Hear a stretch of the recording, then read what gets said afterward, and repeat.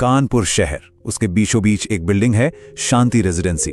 देखने में तो ये बिल्कुल आम सी बिल्डिंग है, लेकिन इसका एक कमरा, कमरा नंबर 207, अपने अंदर एक बहुत गहरा राज छुपाए हुए है। एक ऐसा राज जो सालों से उस बंद दरवाजे के पीछे दफन है। तो चलिए आज हम इसी रहस्य से पर्दा उठाते हैं। देखिए, ये सिर्फ किसी के गायब हो जाने की कहानी नहीं है। नहीं, ये एक ऐसी कहानी है जहां आके ना सच्चाई और खौफ के बीच का फर्क ही मिट जाता है।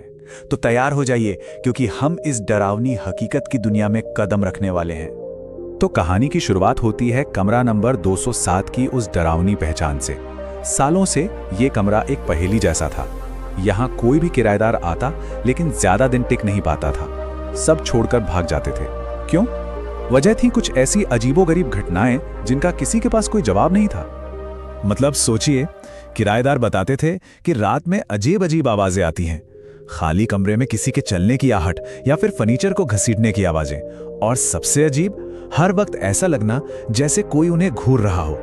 ये सब बातें ना लोग दबी जुबान में करते थे, कोई भी इसे सीरियसली नहीं लेता था।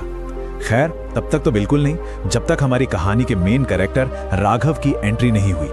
तो बात है नवंबर 2019 की। इन सारी कहानियों और अफवाहों के बीच एक नया किराएदार आया। नाम था राघव मल्होत्रा, और पहली नजर में वो एकदम परफेक्ट किराएदार लगा।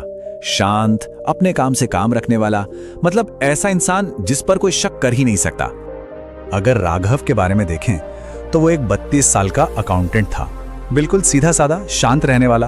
और तो और, उसने आते ही 3 महीने का किराया एडवांस में दे दिया, जिससे मकान मालिक की सारी चिंताएं भी दूर हो गई। लेकिन इसी सादगी के नकाब के पीछे कुछ बहुत ही अजीब छिपा था, जो उस वक्त किसी को नजर नहीं आया। आते ही राघव ने मकान मालिक से सिर्फ बस एक ही चीज मांगी कि उसे कमरे का ताला बदलवाना है। सुनने में कितनी मामूली सी बात लगती है ना? लेकिन यही वो पहला सुराग था जो आने वाले खौफनाक वक्त की तरफ इशारा कर रहा था। और यहीं से राघव का अजीब बर्ताव शुरू होता है। एक ऐसा बर्ताव जिसने धीरे धीरे पूरी बिल्डिंग में शक और एक अनजानी सी बेचैनी फैलानी शुरू कर दी थी। राघव की जिंदगी ना 2 हिस्सों में बटी हुई थी, दिन और रात। दिन में वो जैसे होता ही नहीं था, कमरा हमेशा अंदर से बंद, खिड़कियों पर हमेशा पर्दे पड़े हुए, कभी बाहर नहीं निकलता था। लेकिन रात होते ही, खासकर 2 से 3 बजे के बीच, उसके कमरे से अजीबोगरीब आवाजें आती थी, जैसे कोई धातु या फर्नीचर को जमीन पर घसीट रहा हो। और अगर कोई उससे कुछ पूछता तो जवाब में बस एक अजीब सी मुस्कान। सवाल यह था कि आखिर उस बंद दरवाजे के पीछे चल क्या रहा था। और फिर चीजें बहुत तेजी से बिगड़ने लगीं। दिसंबर में कामवाली ने झांक कर देखा तो पाया कि अंदर से खिड़कियों को टेप और गत्ते से पूरी तरह सील कर दिया गया है।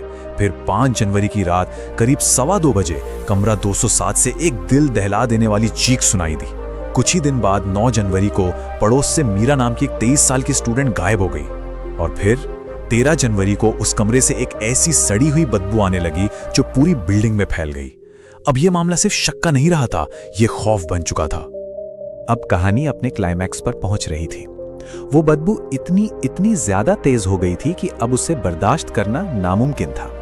मकान मालिक और बाकी पड़ोसियों ने मिलकर फैसला किया कि अब जो भी हो, उन्हें जबरदस्ती उस कमरे का दरवाजा खोलना ही पड़ेगा। और फिर वो हुआ। पहले दरवाजे पर दस्तक दी गई बार बार, लेकिन अंदर से कोई जवाब नहीं। फिर मकान मालिक ने अपनी मास्टर चाबी लगाई, लेकिन वो भी फेल हो गई। ताला तो बदला जा चुका था। आखिर में दरवाजा तोड़ने के सिवा कोई रास्ता नहीं बचा। पूरे 10 मिनट लगे उस ताले को तोड़ने में। और फिर एक चरमराने की आवाज के साथ दरवाजा अंदर की तरफ खुला।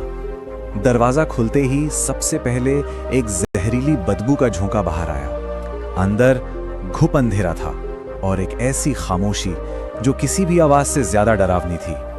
ऐसा लग रहा था मानो मौत खुद उस कमरे में मौजूद हो। पुलिस बुलाई गई, और जब लाइटें जली तो जो नजारा सामने आया वो किसी के भी होश उड़ाने के लिए काफी था।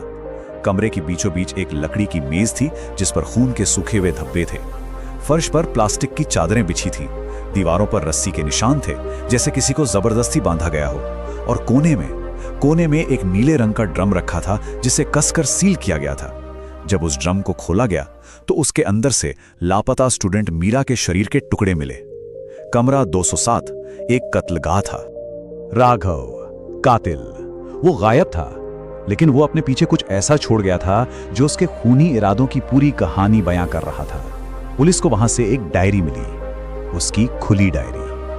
और जब पुलिस ने कमरे की तलाशी ली तो एक स्टील की अलमारी से जो मिला उसने इस केस को और भी ज्यादा भयानक बना दिया। अलमारी के अंदर मीरा के अलावा 3 और लड़कियों के पहचान पत्र रखे थे। इसका मतलब साफ था, मीरा उसकी पहली शिकार नहीं थी, राघव एक सीरियल किलर था। और उस डायरी में हर पन्ने के आखिर में बस एक ही लाइन बार बार लिखी हुई थी, 207 मुझे छुपाता है। ये एक लाइन उसके दिमाग के अंदर झांकने जैसा था। वो उस कमरे को सिर्फ एक कमरा नहीं बल्कि अपने गुनाहों का, अपनी पहचान का एक कवच मानता था। पुलिस ने राघव को ढूंढने के लिए जमीन आसमान एक कर दिया। एक सीसीटीवी फुटेज में राघव जैसा ही एक नकाबपोश आदमी बस में चढ़ता हुआ दिखा। 24 जनवरी को लखनऊ हाईवे के पास उसकी लावारिस कार और बटुआ भी मिल गया। पास के जंगल में तलाशी हुई तो कुछ जले हुए कपड़े और पैरों के निशान भी मिले। लेकिन बस उसके बाद सारे सुराग खत्म हो गए। राघव जैसे हवा में ही गायब हो गया। और यही इस कहानी का सबसे डरावना हिस्सा है। इसका कोई अंत नहीं है। राघव तो चला गया, लेकिन अपने पीछे इतने सारे अनसुलझे सवाल छोड़ गया जिनका जवाब आज तक किसी के पास नहीं है। ऑफिशियली ये केस बंद हो चुका है। सरकारी फाइल पर सिर्फ 3 शब्द लिखे हैं, संदिग्ध लापता है। कानून के लिए कहानी खत्म, लेकिन असली दुनिया में जो डर है वो आज भी जिंदा है। सबसे पहला सवाल तो यही उठता है, क्या राघव मर गया? क्या वो जंगल में कहीं खो गया और उसके सारे राज उसी के साथ दफन हो गए? या फिर एक और खौफनाक ख्याल आता है कि क्या वो भागने में कामयाब हो गया और अब एक नई पहचान बनाकर हमारे ही बीच कहीं रह रहा है? और आखिर में वो सवाल जो शायद सबसे ज्यादा डराता है, क्या वो आज भी बाहर है? क्या वो एक और शहर में, एक और बिल्डिंग में, एक और कमरा 207 ढूंढ रहा है?